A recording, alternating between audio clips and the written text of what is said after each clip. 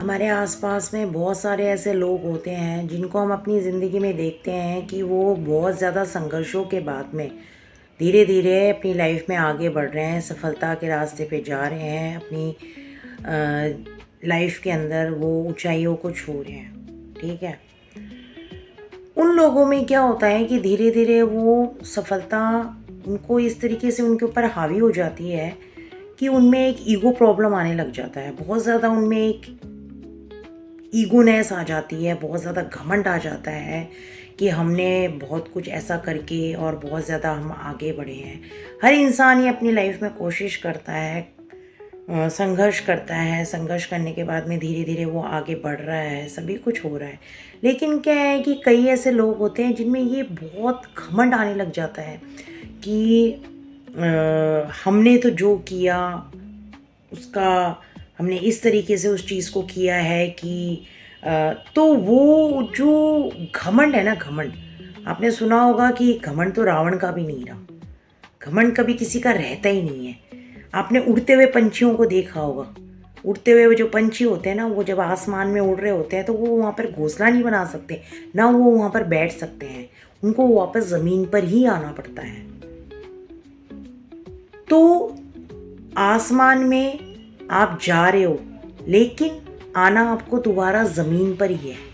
तो इसीलिए हमेशा, चाहे आप कितनी ही सफलता में आगे बढ़ जाए, लेकिन हमेशा अपने पैरों को ज़मीन पर ही रखिए। कभी भी सफलता को इतना अपने ऊपर हावी मत होने दीजिए कि आपके अंदर एक घमंड जो है, ईगो प्रॉब्लम्स, वो आपके दिमाग में, आपकी लाइफ में, आपके हर जगह पे आना शुरू हो जाए। नहीं, वो चीज़ सही नहीं होती है। हमेशा हम लोगों को अपने पैर ज़मीन पर ही रखने चाहिए, क्योंकि ये जो चीज़ें होती हैं ये ठीक है, आपकी लाइफ में सब अपनी लाइफ में संघर्ष कर रहे हैं, लेकिन इसका मतलब ये नहीं है कि आप अपने पैरों को ज़मीन पर ना रखें। आप इतने गुमान में, इतने मतलब सफलता में इतने चूर हो जाएं कि आपको और किसी चीज़ का ध्यान नहीं रहे, आपके संस्कार जो है वो ख़त्म हो जाए, वो खो जाए।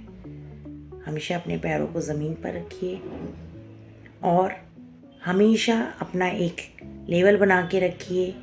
आप लोगों को आगे जाना है, बहुत कुछ करना है, तो घमंड को कभी अपने ऊपर हावी मत होने दीजिए। ठीक है।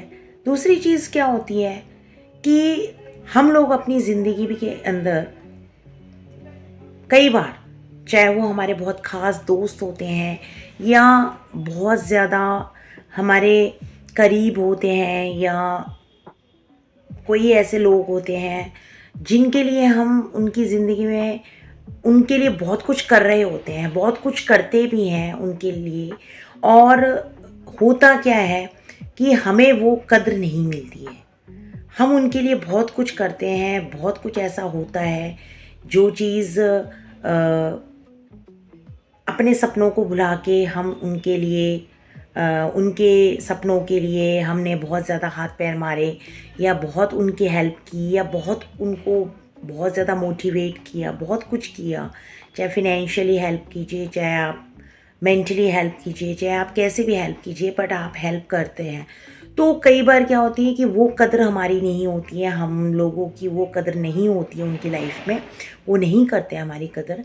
तो आप उस चीज़ को सोच के क्या दुखी मत होइए। आप ये सोचिए कि कोई ऐसी मांगत थी, वो बंदा या बंदी कुछ ऐसे मांगता था जिसकी वजह से वो हमारी ज़िंदगी में आया, उतने समय के लिए आया। हमने उसको उस तरीके से उसके लिए जो कुछ भी किया, जो कुछ भी उसको दिया, वो सिर्फ हमारी एक मांगत थी, और वो हमने उसको चुका दिया। उसके बाद में वो चला गया।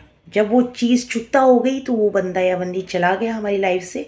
तो उस चीज़ को सोच के दुखी होने की ज़रूरत नहीं है कि मैंने इतना किया इसके लिए, फिर भी मेरी वो कदर नहीं हुई, मेरी वो जगह नहीं बन पाई उसकी लाइफ में। मत सोचिए। जिसको जाना है वो उसको जाने दीजिए।